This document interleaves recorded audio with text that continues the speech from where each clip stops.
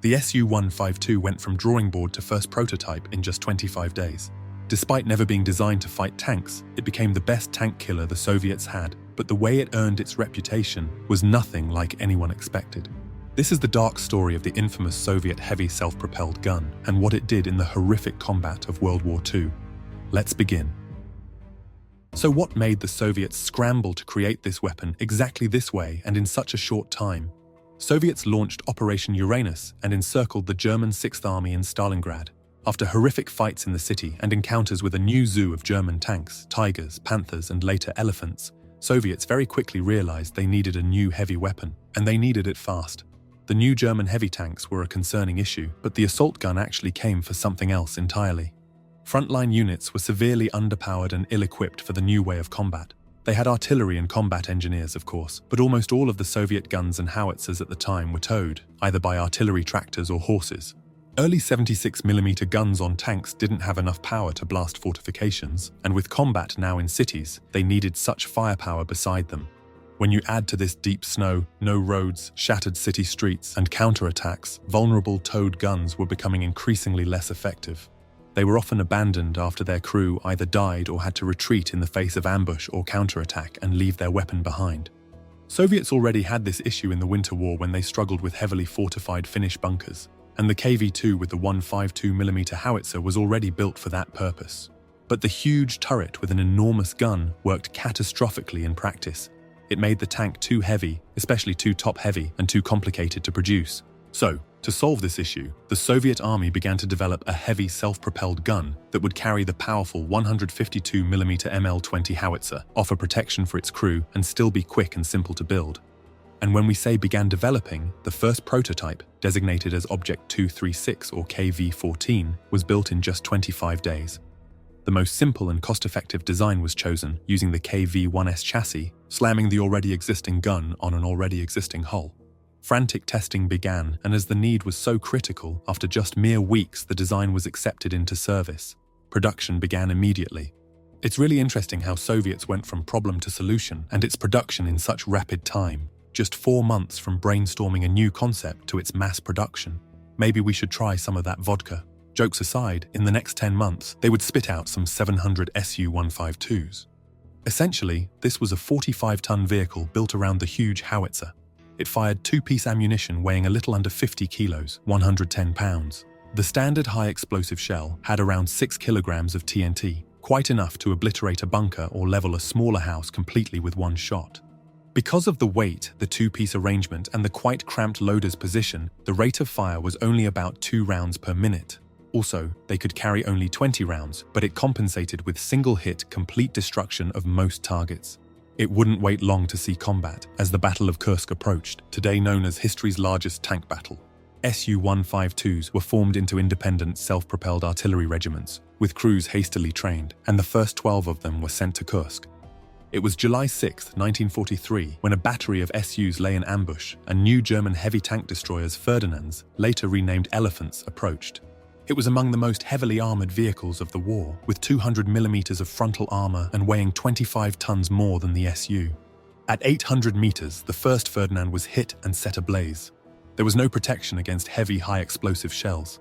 A 152mm shell would literally blow the tank apart, collapsing whole armor plates and taking out the crew with the explosive blast and spalling without even needing to penetrate the tank.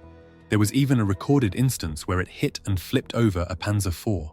Later came even heavier armor-piercing shells, but not for fighting tanks. It's pretty much no difference if it gets hit with HE or AP, it's going to disintegrate anyway. AP shells were more like concrete piercing, for destroying fortifications more effectively, to go in deep and then explode with devastating effect. The problem with Ferdinands, however, was that although they were extremely heavily armored, a hit with such a powerful high-explosive shell would most often kill the crew with blast and spalling of the armor, but usually not completely destroy the vehicle by igniting its ammunition and fuel. During the night, Germans would recover most of their knocked-out Ferdinands and put them back into action the next day with a new crew. Later, Soviets were ordered to fire at German tanks until complete destruction.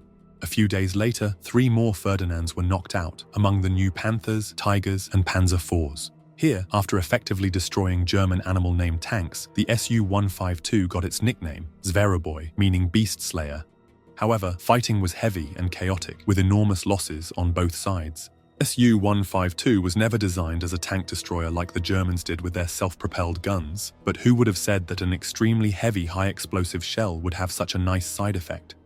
After Kursk, they would see much more action against German heavy armor as their effectiveness was shown. Their armor was quite substantial but soon became inadequate as the war progressed. The hull front and casemate had between 65 and 75 millimeters, sloped at 30 degrees, similar to the KV-1S protection.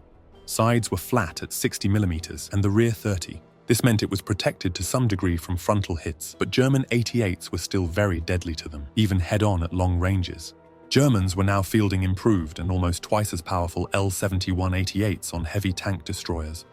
They were quite a challenge for long-range duels because they were much more accurate, with better optics, quicker to reload, and with devastating armor-piercing ammunition with explosive filler.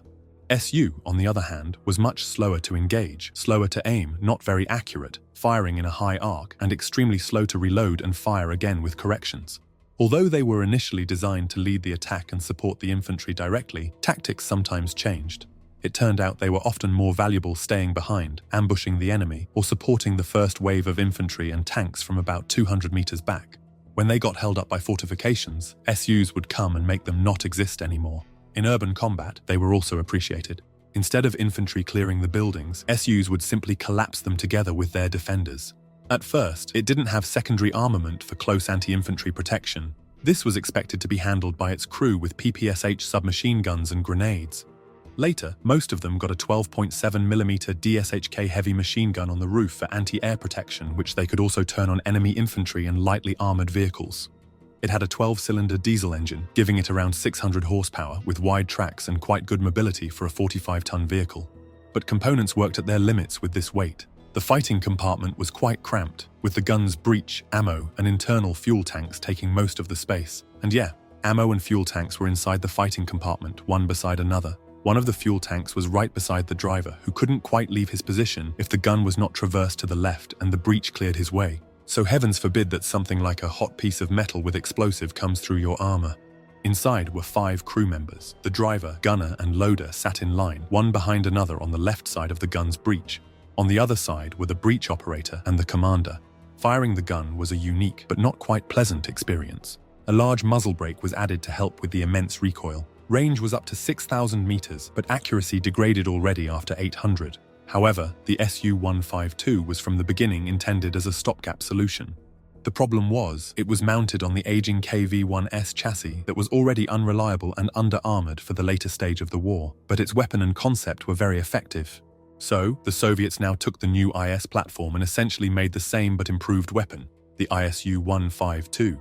The armor was the biggest upgrade, with now between 90 and 100 millimeters at the front. It could now approach targets directly, well protected, and destroy them with the same powerful gun. With lessons learned in urban combat, they fought alongside infantry squads with submachine guns, and usually followed by one sniper or sometimes a flamethrower. This way, they provided close protection to assault guns against German Panzerfausts and effectively cleared heavily defended cities. The DSHK anti-aircraft gun also proved handy in urban combat for protection from top attacks coming from buildings. Although high explosive shells were effective against tanks, higher velocity guns were still better for accuracy at long ranges. So by the end of the war, Soviets decided to try some of these guns on the ISU-152 and made variants known as BM, standing for high power. They used a number of different guns, with the most impressive probably being the Object 246, armed with the BL-8 and able to pierce over 200 millimeters of armor at 2,000 meters. Soviets actually developed an entire family of assault guns and tank destroyers during the war, each built with a specific purpose in mind. The Su-76 was the first and most produced, small and lightly armored self-propelled gun, mainly for infantry support, but vulnerable to almost everything on the battlefield. Crews had a lovely nickname for it, Suka, meaning bitch, thanks to its thin armor, constant breakdowns, and tendency to get them killed. Then there was the Su-85 and later the Su-100, both designed specifically to deal with German tanks. But heavy platforms like the SU and ISU-152 were the all-in-one vehicle when you wanted something on the battlefield to cease to exist. The ISUs would gradually replace old SUs by the war's end and continued to be produced up to 1947, with around 4,000 units made. The concept of assault guns ended quickly after the war and was replaced by the main battle tank. However, self-propelled heavy artillery remains in use today, but now focused on long-range fire support rather than direct assaults.